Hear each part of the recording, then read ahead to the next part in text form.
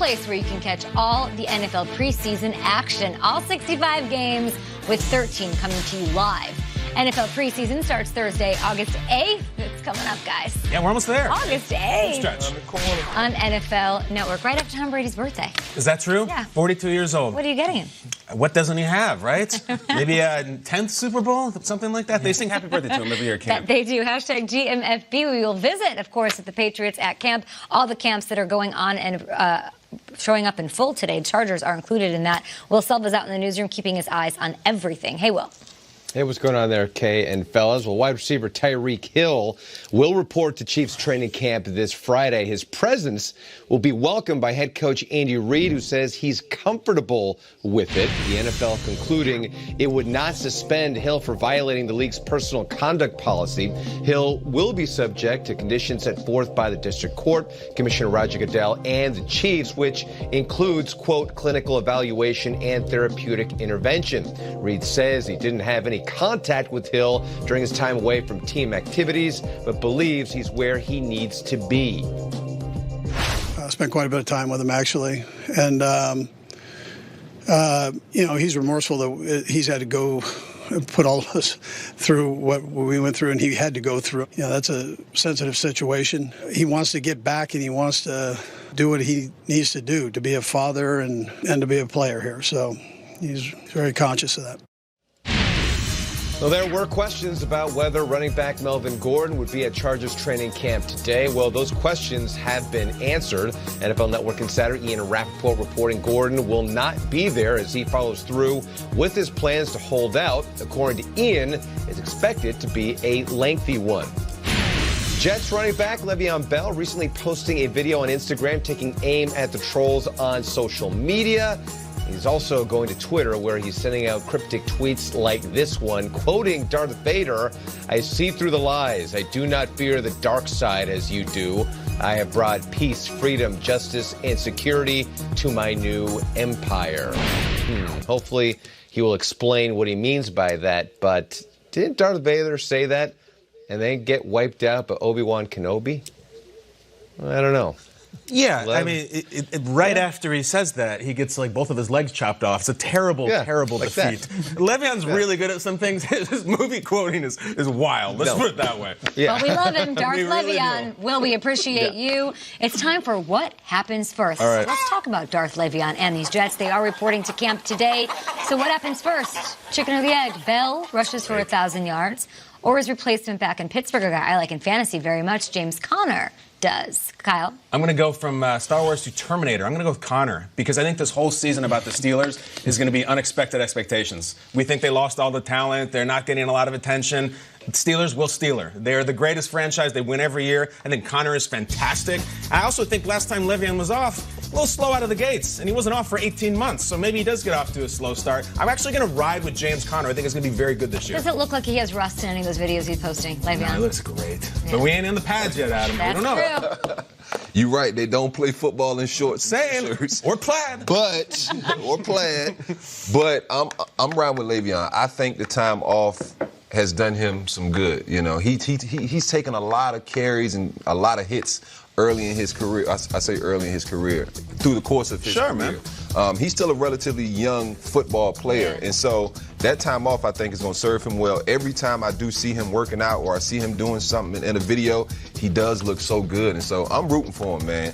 You know, it's funny because when Le'Veon signed with the Jets, there was all this hoopla, and there were stories afterwards saying that the Jets didn't want to pay that money, and maybe Adam Gase was upset with the way Mike Maccagnan handled that. I spoke to Gase over the last couple of weeks, and I can't tell you how excited he is to have Le'Veon Bell on this offense. That he had, and Gase is one of these guys that he'll pop open the tape and you'll lose him for 8 hours because he's watching every single snap, and he is going gaga about what the potential for his offense is with a running back like Le'Veon Bell. So I'm going to go Le'Veon Bell on this one, just on the expectation that you've got people doubting the coach and his offense, people doubting the player and Le'Veon Bell, and people doubting the Jets as a whole. I think they're going to prove a lot of things and a lot of people wrong. Yeah, I feel like maybe this is a naive way to look at it and too simplistic, but I look at the Jets, and I think the offense runs through Le'Veon. That offense will be Le'Veon and supporting Sam Darnold. And then I look at the Steelers, and I think that offense still very much goes through Big Ben. They were the second heaviest pass offense in the league last year. Do I think they run more and use James Conner more without Antonio Brown there? Yes.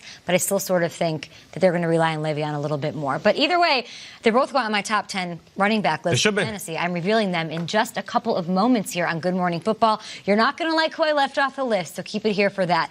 Keeping the running back talk going, let's talk Todd Gurley. He's looking to bounce back after a left knee injury slowed him down throughout last postseason. Meanwhile, as Will Selva just told us, Ian Rappaport reported this morning that Chargers RB Melvin Gordon will not show up when Chargers training camp kicks off later today. What happens first? Gurley silences his doubters, or Melvin Gordon ends, I guess, what we're going to call a holdout here, Peter? I think it's going to be Gordon. I think Gordon will have to either bend or the Chargers will bend, because to me, the Gurley questions will exist all season long. We're not going to see Todd Gurley in July. He's not going to practice in training camp. We're not going to see him in August. He won't be playing in the preseason. So let's just assume we fast forward to the start of the season. All right. He runs for 120 yards in September. People are still going to say, well, what's going to happen to the knee come November, December, January when we need him? Melvin Gordon will be there with the Chargers at some point this season. I think Melvin Gordon's questions will be answered long before Todd Gurley's. We might not know if Todd Gurley's knee's good the rest of his career, even if he has a 2,000-yard season. I'm actually going to go with the opposite. I'm going to say Gurley. I think McVay is a believer in Gurley. I think he's a supporter of Gurley. I think he's going to make it a mission early in the season to feature and utilize Gurley. I think he's going to be good. And more so than anything, I just think the Melvin Gordon thing is just glacial. I really do. And there could be bigger powers at work here. I mean, the Chargers have to open a new stadium. If you're running that as a business, you want to make sure you hit the ground running in this new era. And if you're giving a big running back contract right now that might hamstring you for a player who might not be better than, I think they are really dug in. I'll ride with Gurley. See, I kind of see it the other way. You're right, they're going into this new stadium, but I feel like Melvin Gordon has been such an instrumental part of that team. You hear guys say how much they respect him. With the Le'Veon situation, that whole holdout, you heard guys immediately coming to, like, the team's defense. You know, we need you here, we need that. They raided his locker. You saw Melvin Gordon say from the jump, these guys have my back. They understand. He talks about Phillip Rivers having his back. That's a big reason people love Phillip Rivers in that locker room. He's one of those kind of guys like, hey, no, I got mine. It's time for you to get yours. And he believes Melvin Gordon deserves his just, and I think he's going to get it. And something about Todd Gurley, even if he shows up week one, if he showed up to preseason training camp and he's at full go, my questions about him personally and from a fantasy perspective and from a football perspective won't be answered till January. No, like, are you there in the postseason? Are you the reason they're raising a Lombardi? Because that's the image, right, of him not being there when they needed him most. Last one for you guys. Did you see this? I know you did. Falcons quarterback Matt Ryan.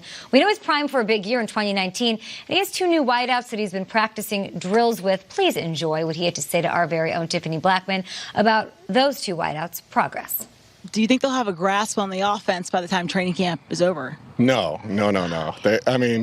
They got no chance, but they're more interested in all kinds of other things than them running the plays, but they've been a lot of fun, and most importantly, my teammates do a better job of kind of listening than they do, so I'm in good shape there. All right, D'Angelo, what happens first? Odell Beckham Jr. stops talking about the Giants like he says he's going to or wants to, or Matt Ryan's sons actually learn the entire Falcons playbook? You know what? They might actually have a chance to learn that playbook. I've dealt with twins. I have twins as well.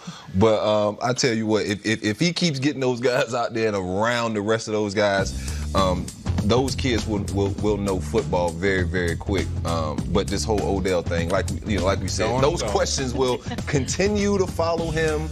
Like you said, he's a scorned ex right now. I've got a 2.5-year-old son, and we just spent a lot of time together. And I was trying to teach him T-ball, so we had the T in the bat and everything. Yeah. And he's not paying attention to it. And all of a sudden, I see him do this move, and it's almost out of a movie. He just goes and bends down and picks up a dandelion, and is like fascinated with a flower. Odell's question, these kids have a lot of time before they're going to learn anything, let alone a Falcons offense. Dandelion, like it was out of a movie. Mama did a baby and her head popped off. Exactly right. So I don't think these kids have a shot learning the playbook. Sorry. I actually think it's the kids. It's just as an interesting contrast. We're just talking about Melvin Gordon, this incredible player who's trying to get paid, and then we just got a Matt Ryan. He's got a yard the size of Jerry World.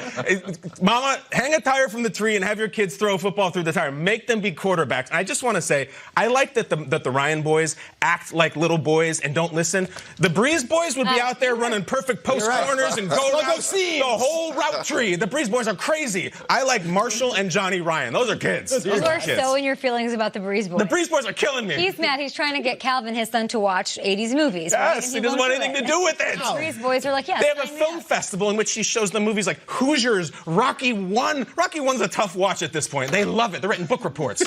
Breeze Boys, killing me. You know who else I know that you love? Who? Saquon Barkley. Oh, the best. You know who else I know that you love? Garoppolo. Christian McCaffrey. Oh, yeah. If I had to ask you who you take #1 overall in your fantasy draft, though, who would it be?